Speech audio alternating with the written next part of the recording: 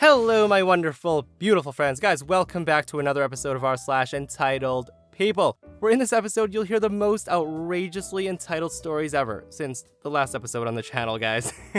Anyways, I hope you're having a lovely day today, wherever you may be, and I hope you do enjoy the stories in this one. And remember to hit subscribe, if you haven't already. So, I sold wedding dresses on and off for 5 years, and I have a ton of stories. And this is one of the worst stories ever.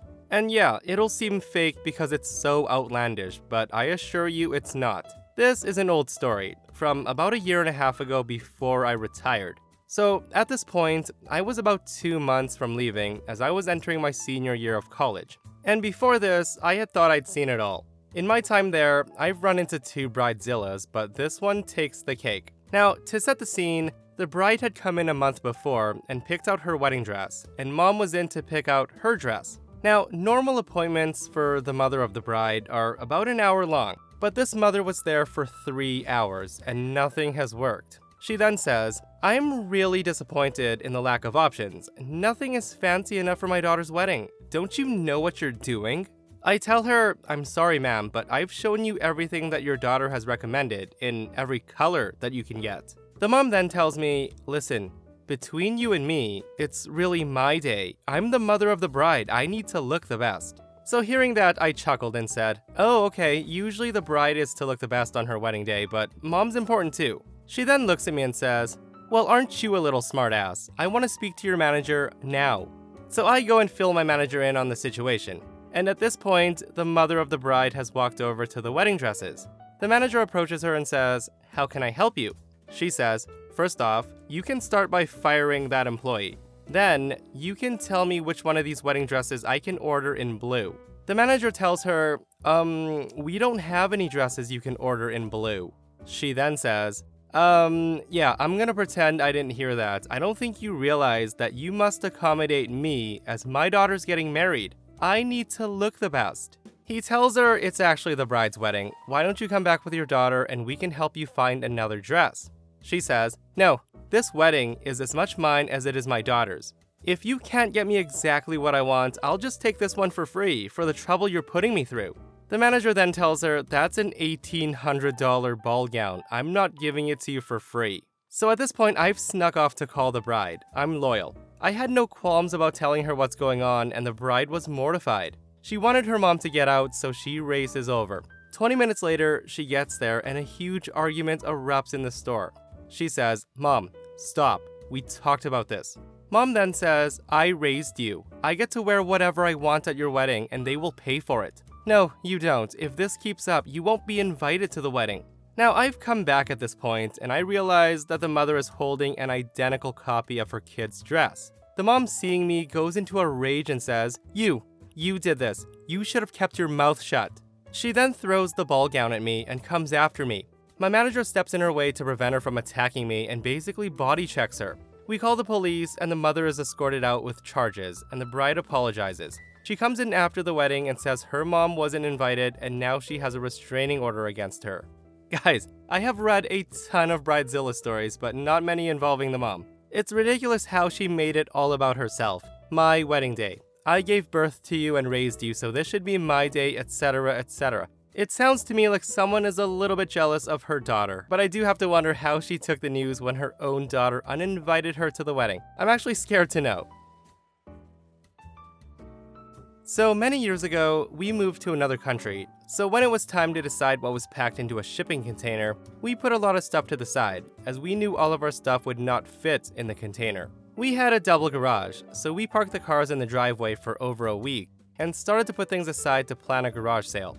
Garage sale weekend comes around, and the garage was packed full of stuff. There was a lot of baby things that our 3-year-old no longer needed, including a bouncer, portable cot, stroller, etc. Now, these were all high-end pieces because, like most parents, we were afraid of getting cheap items and put our baby at risk. We also had other household things like outdoor furniture, tools, bookshelves, crystal sets, you get the picture. So we put an ad in the local newspaper advertising the garage sale at 7 a.m. There were already people waiting outside.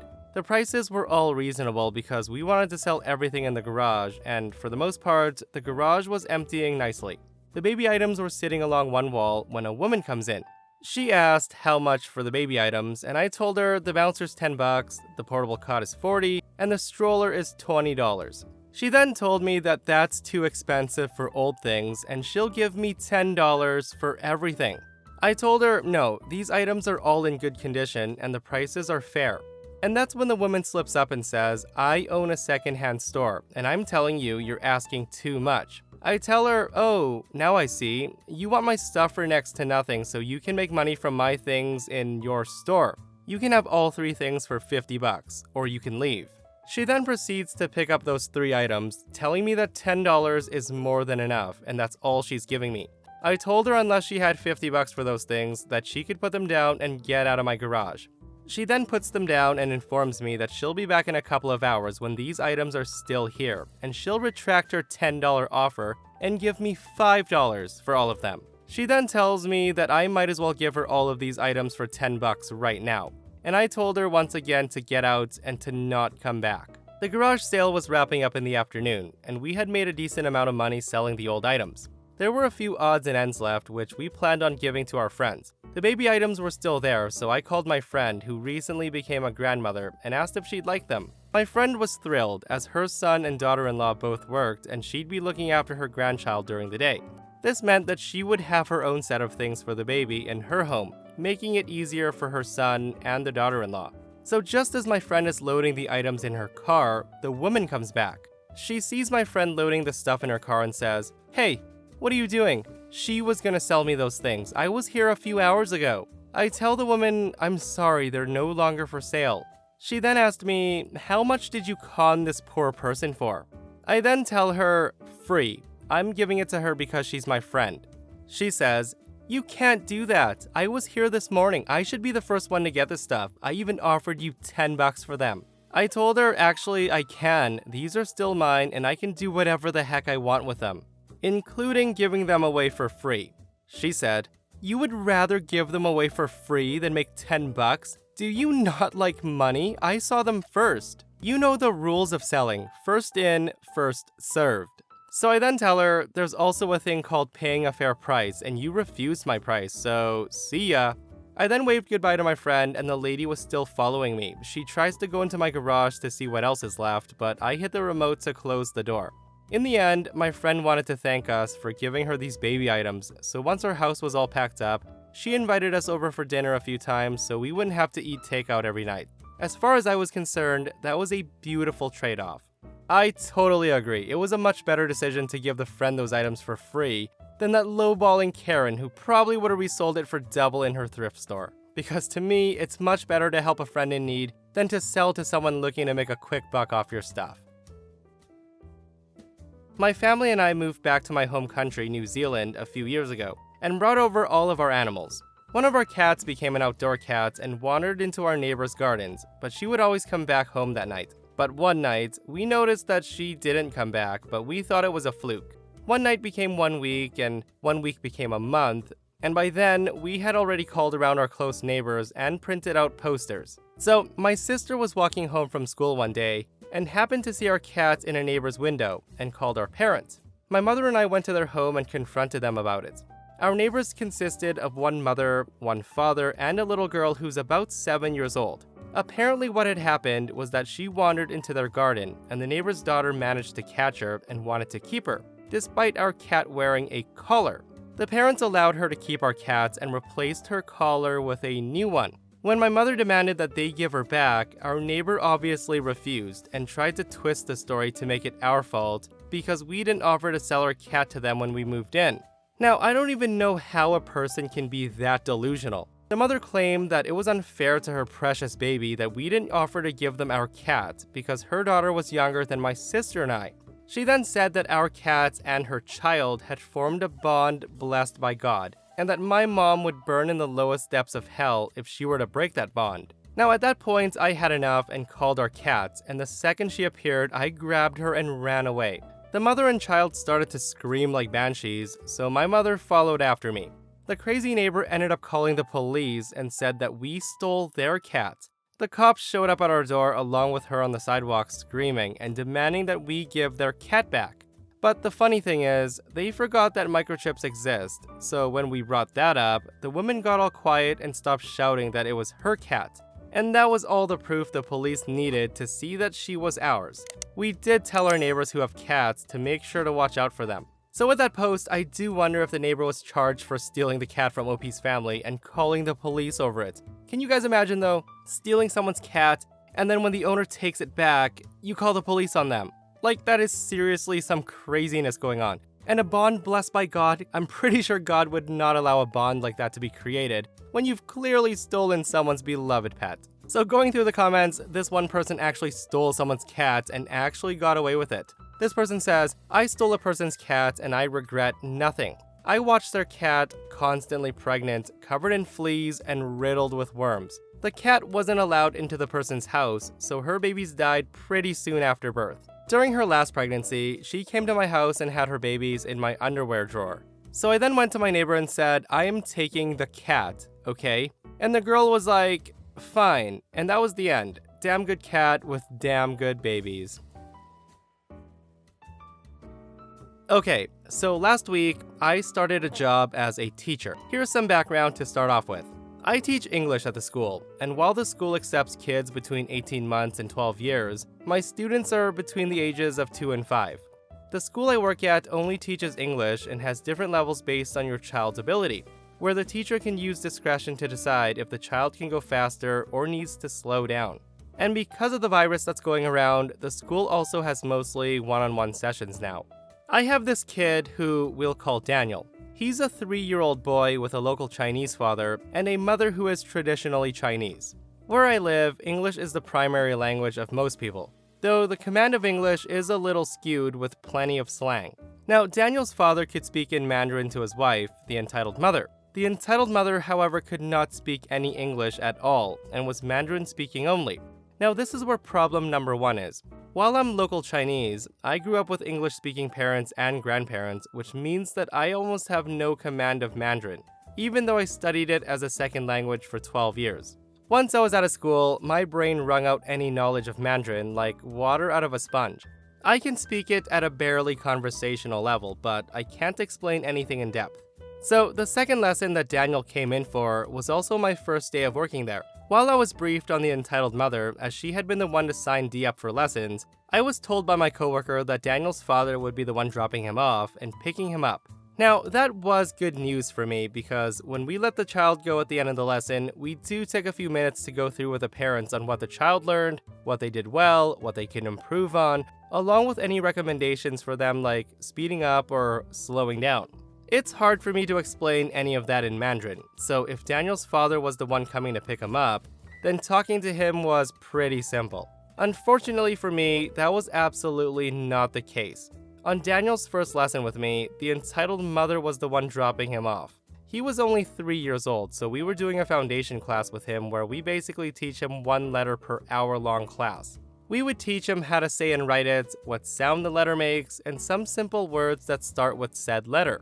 Now, given that it was his first time seeing me, he was almost entirely unresponsive to anything I said. He kept trying to go out to find his mother, and he would not repeat after me or mimic my actions, and overall did not manage to learn much. Now, I did manage to get him to say the 4-letter words that start with the letter B, but that's all we managed to do in 1 hour. Now, for my Southeast Asian people out there, you know how our parents can be. You also know that the traditional Chinese parents are even worse, and the entitled mother was just horrid. When I let Daniel out to go back to his mom, she was at first cordial, asking me how he did in the class and what he learned. I then explained to her that because this was Daniel's first lesson with me, he wasn't as responsive, but he did manage to say the 4 B words taught to him. Now, during classes, we have 4 flashcards with the words that they're supposed to learn, and we give these cards to the parents to keep in case they want to revise with their child at home. I prefer to give the cards to the kids to hold to reinforce that it's their responsibility to keep the cards safe. When I gave Daniel his flashcards, the mom snatches it out of his hand and immediately points to the first word, which is bubbles, demanding loudly for him to say the word. Since Daniel was no longer in an environment where it was just me and him, he clammed up and would not say anything. The mother saw that as my failure. Cue our first terrible conversation. This conversation is in Mandarin, with me speaking in broken Mandarin. Now, as a side note, I can understand Mandarin, but I can't speak it well. Another side note is that parents are not allowed to be in the classroom during lesson time. So the mom then looks at Daniel and says, "What does this card say?" Daniel stays quiet, and she then jabs her finger into the card and says, "What does it say?" Now, when Daniel does not respond, I get a death glare from his mom. She says, "Why doesn't my son know how to say this? What do I pay you for?" I tell her, "Ma'am, since it's his first lesson with me, I think he's just shy, and we didn't manage to get far into the material today. I can assure you that." She then interrupts me and says, "What do I pay you for? I sent him here so he can learn English." The mom then glares at Daniel again and demands he say the word bubbles again. But Daniel is entirely clammed up and just shakes his head. I told her, "Look, ma'am, you need to understand that this is his first time seeing me, and he's 3 years old." He was able to copy what I said during class and point at the pictures associated with the words. The mom then asked me, "Then why can't he say it? Daniel, tell me what this card says." I told her, possibly because we're no longer in a quiet environment where it's just me and him. He should warm up to me soon within the next class or two and become more receptive to the lessons. I'm sorry if the first class today wasn't up to your standards, but please understand that it's his first time with me. Now with that, the mom snorts at my comment. She grabs Daniel and stalks off. I then share some words with my coworkers, mostly us complaining about the mom, and my mentor confirming that she was just like that during Daniel's first lesson at school with her. This concluded my first time meeting with the mom, but oh no, we're not quite done. Now is the time for today's lesson, and she was even more horrible this time. She shows up 10 minutes late, thankfully with Daniel's father too, and released Daniel into my care.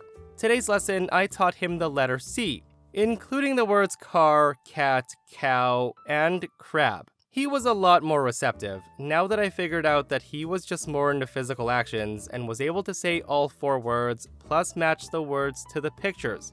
The class itself was fun, but releasing him to his parents was not. Since Daniel's dad was around, I spoke to him almost exclusively. I explained to him that Daniel was doing well and became a lot more receptive to me in my lessons, but he did struggle with penmanship since he couldn't get a good grip on the crayon and he had a very light touch, so his movements were shaky. I also explained that he struggled to say car sometimes since he mixed up how it sounded with cow, but Daniel's dad was very understanding. I then recommended that he guide Daniel into how to properly hold a pencil at home, and Daniel's dad relayed all of this information to the mom in Mandarin. The mom looked pissed at me when Daniel's dad mentioned to her my comments about Daniel not being able to hold a crayon properly, but she said nothing.